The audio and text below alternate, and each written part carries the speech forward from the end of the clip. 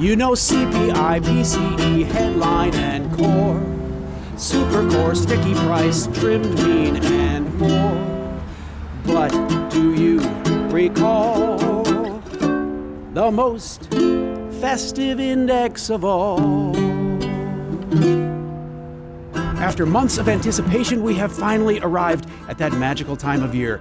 It's the final data release of 2024 for the Consumer Price Index. Last year, I pulled together a weighted index of CPI line items that hit the pocketbook around the holidays, the Claus Inflation Index. Let's see in 2024 if Santa continued to make a soft landing.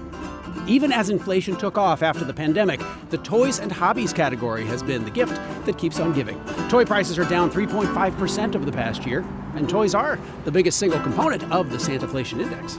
Candy was up 3% in 2024. Extreme weather around the world is causing hyperactive sugar prices.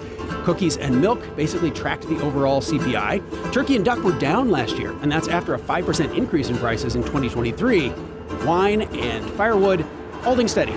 And here is the big one. The U.S. Postal Service raised rates twice in 2024. So, between the USPS and private shippers, sending a letter to Santa or a fruitcake to your enemy now costs almost 10% more.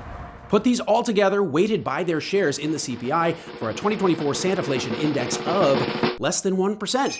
That's not bad at all compared to overall CPI inflation of 2.7%, thanks largely to toys and turkeys. Oh, but it's hard not to be haunted by the ghost of Christmas past. Here's a look at the Santa Claus Index versus 2020. One more reason to be grateful this time of year for toys and wine. Still, over these 4 years, headline CPI rose more than 21%, core CPI almost 20%, our Santa basket costs only 16% more. And here are two quick goodies that are not in the CPI. Think Christmas trees are expensive. Well, I'm with you, but we can't blame the recent inflation surge. Prices have been poking around 75